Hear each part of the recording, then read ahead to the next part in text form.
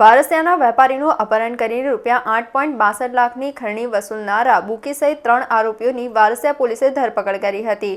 Varasiya Indralok township 2 માં રહેતો મોહિત અનિલ ફુલવાણી બ્રેડનો વેપાર કરે છે। 2 વર્ષ પૂર્વે વારસિયા રિંગ રોડ પર શિવ વાટિકા સામેના કોમ્પ્લેક્સમાં દુકાન ભાડે રાખી હતી અને વેપાર કરતો હતો।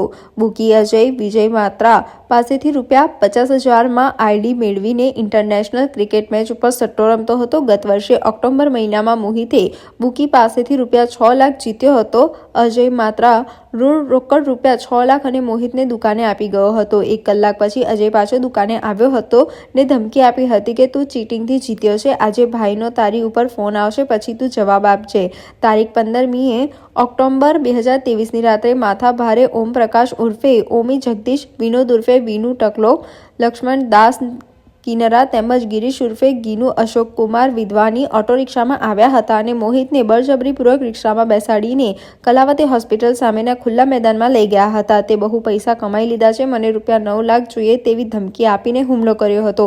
બીજા દિવસે સવારે ઓમી કાર લઈને દુકાને આવ્યો હતો અને રોકડા ₹3 લાખ લઈ ગયો હતો। બાકીના પૈસા દર મહિને ₹50,000 લેખે ચૂકવી આપીશ તેમ જણાવ્યું હતું।